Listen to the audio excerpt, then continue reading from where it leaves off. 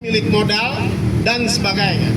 Nah, demokrasi inilah yang kebijakan kan partai ini melahirkan kebijakan negara, harusnya kepentingan rakyat, menguntungkan konglomerasi pada zaman Orde Baru, cuma posisinya di bawah Soeharto. Sekarang dia di atas partai ini, istilahnya berganti dari konglomerasi menjadi oligarki. Sama aja itu dua-duanya sebenarnya makhluknya. Cuma zaman Orde Baru, Soeharto dan Cendana menjadi senternya, mereka di bawahnya. Konglomerat itu. Kalau sekarang berbeda, dia di atas partai-partai. Dialah yang mendikte melahirkan undang-undang Omnibus Law, undang-undang Minerba. Terus anggota DPR apa? Itu nggak ada. Rakyat bayar mahal untuk pakai jas dasi dan keliling-keliling pakai arpat saja. Tidak ais. Itu bahasa Piri. Itulah yang terjadi pada realitas. Demokrasi dikuasai oleh segelintir orang. Jadi kalau untuk merumuskan sebuah undang-undang, ya ketua umum partai bersidang. Dan secara perlahan mulai dilakukan sebuah pemusatan kekuasaan. Dulu Mas Bintang menolak ini. Bahkan otonomi daerah ya. Bahwa kekuasaan itu terpusat. Tidak boleh. Makanya perlu ada kekuasaan itu. Nah, makanya dulu beliau di-recall. Pemilu kita satu-satunya yang tak ada recalling adalah produk pemilu 99-2004. Tidak ada recalling. Sekarang dikembalikan lembaga Kirong itu untuk melakukan kontrol. Nah, sistem kekuasaan yang didikte ini, sound sistem kita kurang ya. Ini menunjukkan kita negara masih miskin ya. Iya kan? Ya.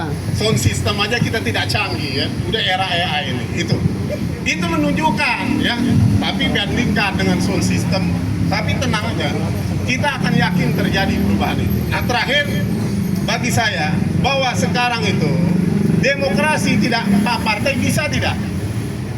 Mana contoh Iran? Cuma beda. Di Iran itu revolusi tahun 79 sama dengan Indonesia, sumber daya alam dikuasai Amerika dan sebagainya, nyusun kabinet itu, Pahlavi dan sebagainya. Lalu terjadi revolusi di bidang Imam Khomeini. Cuma bedanya ketika wilayatul faqih dia melalui referendum. Pertama, apa dasar kita? Kalau kita kan Pancasila dirumuskan elit, tidak ada referendum. Di Iran itu dirumuskan. Apakah wilayatul faqih Anda setuju menjadi dasar negara? 90% rakyat Iran lebih setuju. Yang kedua, makanya dulu di Iran itu partai Tudeh marah, partai komunis. Karena Imam Khomeini menyelenggarakan referendum. Apakah demokrasi kita pakai partai politik atau tidak? Lalu rakyatnya 90% mengatakan demokrasi kita tanpa partai politik. Dan semuanya dipilih. Aplaus itu. Bisa ada contohnya, bukan ini kan belum ada contohnya baru dalam alam pikiran, ya kan? Nggak ada contohnya nggak ada. Kalau ini ada contohnya di Iran. Jadi di Iran itu namanya Republik Islamiyah, Jumhuriyah Islamiyah katanya. Ada 3 bahasa Parsi ya. Ada 3 pemilihan di Iran. Pertama, ulamanya dipilih. Jadi ulama itu dipilih. Dia memilih 80-an ulama yang berkuasa 8 tahun. Dia menyebutnya dalam bahasa Parsi Majelis Hubregon. Itulah wali faqih, wilayatul faqih. Itulah kenapa ketika dibunuh Said Al-Khamenei, mereka bersidang memilih siapanya. Nah, mereka lahir dari proses demokrasi. Tidak kayak kita, siapa yang milih anggota MUI? Anda milih dalam pemilu? Tidak. Di Iran itu ulama dipilih. Wilayatul faqih, kekuasaan di tangan ulama. Ini semua terinspirasi dari Plato, sama dengan Pancasila. Kerakyatan yang dipimpin oleh hikmah kebijaksanaan. Tunggu, hikmah kebijaksanaannya, permusawaratan dan hikmah bukan kerakyatan yang dipimpin oleh militer, bukan. Kerakyatan, ini marah nanti. Kerakyatan yang dipimpin oleh para pedagang, tapi kerakyatan yang dipimpin oleh hikmah kebijaksanaan. Dalam filsafat Islam, buku yang paling puncak namanya Al-Hikmah Al-Muta'aliyah. transcendent philosophy. Yes. Jadi Indonesia itu sama dengan Plato, bahwa yang memimpin rakyat ini harus the king philosopher, para filsuf lah, karena dialah yang mengerti.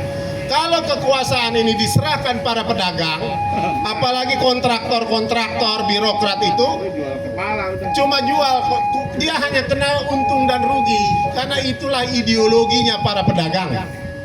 Kebijakan negara, untung dan rugi. Yang bisa berpikir untuk common goods, kebaikan publik itu hanya para filsuf.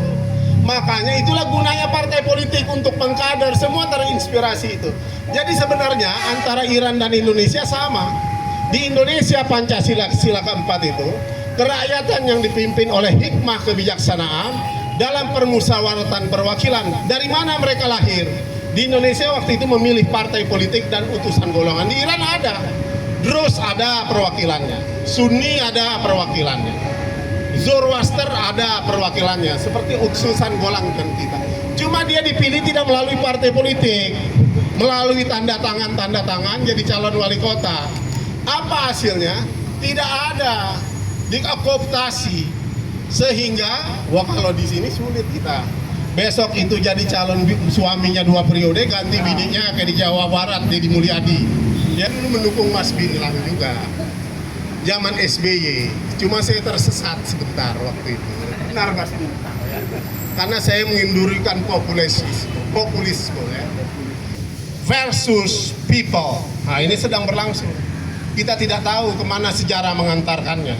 Cuma kalau revolusi tidak ada pemimpinnya, kalau chaotic, tampaknya kita tidak seperti Mesir dan yang lain. Misalnya tentara ambil alih kekuasaan, tidak. Karena sepertinya sudah terjadi perubahan nih dalam struktur militer kita, masuk operasi selain perang. Sekarang ada pledoi sapi, peleton bebek, peleton ini ya dalam operasi.